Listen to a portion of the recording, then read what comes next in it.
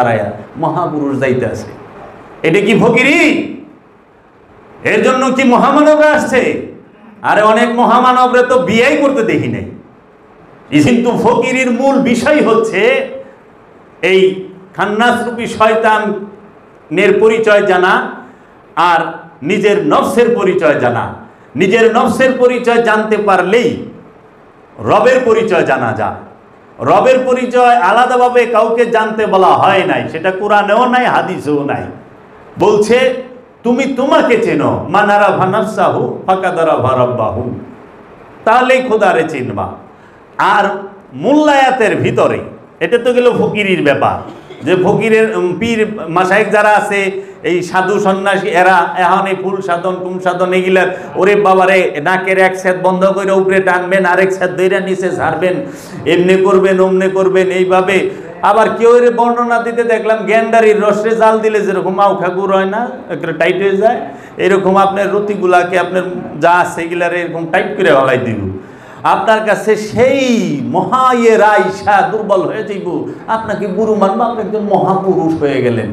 2 জন মায়া মানুষ হারাইয়া, 10 জন মায়া মানুষ হারাইয়া, কিংবা 1600 মায়া মানুষ হারাইয়া মহাপুরুষ যাইতে আছে। এটা কি ফকিরি? এর জন্য কি মহামানবরা আসছে? আরে অনেক মহামানবরা তো বিয়েই করতে দেখি নাই। ঈসা নবী বিবাহ করছে? তাহলে আবার আমার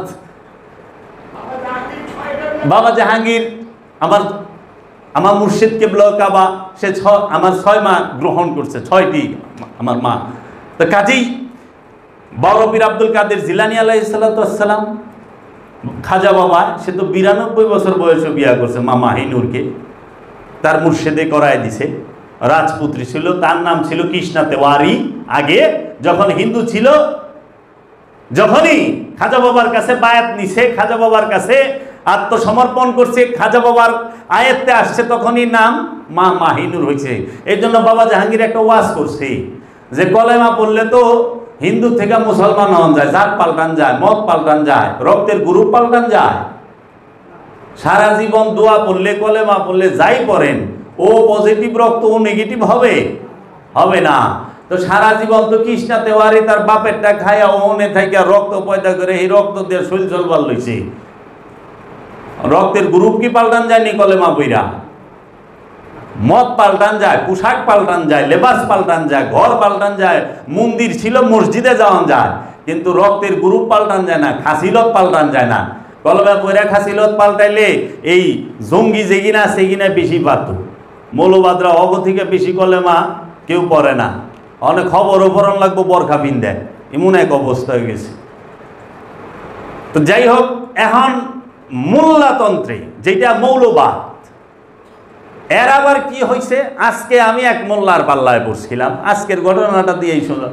আইতেছি তো ওনার চুল একটু বড় বড়, তো একটা লেবাস লুবাস আছে, তো আমি দেখা মনে করছি কি কানা মানুষ, আমি তার অত চোখে দেখি না, আর লেবাস দেখে আমি মনে করছি হয়তো সুফিবাদে বিশ্বাসী মানুষ।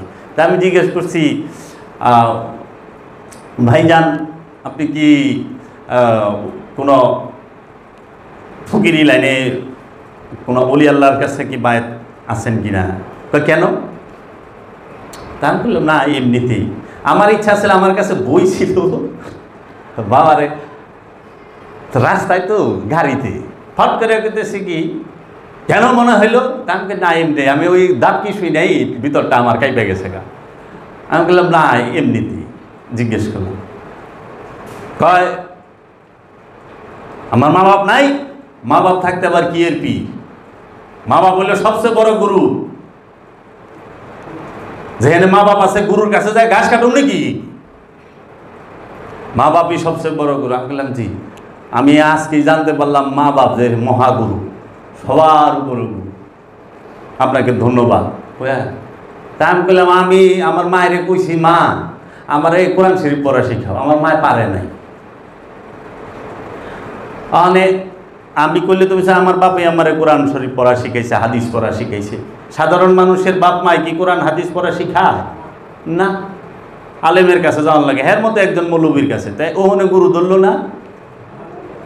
ওখানে তো মহাগুরু হইলো মা বাপ, তো মা বাপের কাছ থেকেই তো আমি পড়াশোনা শিখুম। আমি কোরআন পড়ুম মার কাছে বাপের কাছে, হাদিস পড়ুম মার কাছে বাপের কাছে, নামাজ পড়ুম মার বাপের পিছনে, মসজিদে ইমামের পিছনে যান কে? মা বাপের সামনে রেখে তারপরে সে নামাজ পড়ে মহাগুরু, কারণ ইমামকে তো গুরু হিসাবে মানতেছেন মসজিদে, মসজিদকে গুরু হিসাবে মানতেছেন, যে সালাতের জন্য ডাকছে, সালাতের জন্য তো গুরু ডাকে, মসজিদও গুরু ইমামও গুরু, দুইজনেই গুরু। তাইলে ঘরে তো রইলেন না, স্কুলে পড়বার যান কে? স্কুলে পড়বার যান না? হ্যাঁ। সায়েন্স আর্টস কমার্স নিয়ে পড়েন না? হ্যাঁ। কলেজে পড়েন, ইউনিভার্সিটিতে পড়েন, গ্রাজুয়েশন কমপ্লিট হয়েছে, পরে পিএইচডি করবার লেগে বিলাত যানগা, আমেরিকা যানগা, ফ্রান্সে যানগা, অস্ট্রেলিয়ায় যানগা। কেন? মার কাছে করবেন পিএইচডি, বাপের কাছে পিএইচডি করবেন, বাইতে করবেন। সবচেয়ে বড় ইয়ে হলো ল্যাবরেটরি, হজ করবার লেগে দিয়ে মক্কা মদিনা যানগা, কয় কি সবচেয়ে বড় কাবা হইলো মা, তো মক্কা মদিনায় গেছো কে? কথা ঠিকই কইছে, ওটা আমার বেলায়, নিজের বেলায় না,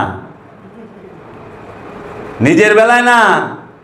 সুদখুরেও সুদখুরে বকা দেয়, কিন্তু ওটা পরের বেলায়। দেখেন সমাজে তো এই জিনিসগুলা বাবা জাহাঙ্গীর তুইলা ধরছে। সত্য বললে কেউ মানবার চায় না।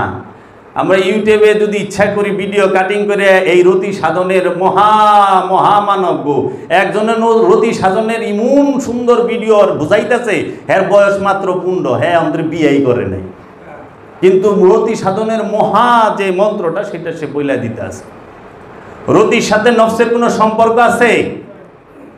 আচ্ছা, নফসের সম্পর্ক সামথিং থাকা পারে, কিছু কিছু থাকতে পারে, কিন্তু রুহের কোনো সম্পর্ক আছে রতির সাথে? কিন্তু সাধনাই তো একটা, সেইটা কি? অপবিত্র নফসকে পবিত্র করে মহানূর জাত নূর, যেই রূপী রব, তাকে নফসের উপরে জাগ্রত করা।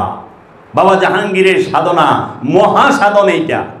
আমার কাছে একজন আইসে, কয় কি আপনি তো ভালো জানেন ভাই, আমি রতি সাধনটা কেমনে করুম? আমি তো জীবনে রতি সাধন নাম শুনি নাই। কয় কি কর? হ্যাঁ আছে তো, এইটারে রতি রে গণ করার লাগে, বলে কি করার লাগে? এটার জমার লাগে। এর লেগে আবার বাউল সমাজ যারা আছে, পীর ফকিররা কয় আল্লাহ আমানত দিছে এই রতি, এই রতি হইলে আপনার আমানত, এই আমানত আপনি সংরক্ষণ করে রাখবেন, জমায় রাখবেন। যখন আল্লাহ আমানত ফিরত চাইব, বালতি বইরা ডাইলা দিবেন, আল্লাহ এই যে লই এসে আমানত ল, তাই না? আল্লাহ আমানত ফিরত চাইব। আরে দেহ তো থুয়া গেলেন বাড়িতে, দেহ থুয়া গেলেন গুরুস্থানে। আল্লাহ কি গুরুস্থানে থাকে নাকি? আল্লাহ কি কবরের ভিতরে থাকে নাকি? তাহলে আপনি তো থুয়া গেলেন দেহ কবরের মাটির গর্তের ভিতরে, দেহ থুয়া গেলেন বাইতে।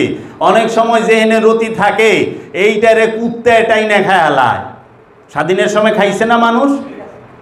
পাখিতে খায়, হকুনে খায়, শিয়ালে খায়, হিংস্র জানোয়ারে খায় ফেলায়। তো রতি তো সবাই হিংস্র জানোয়ারে খায় হালাইল, কি করবেন?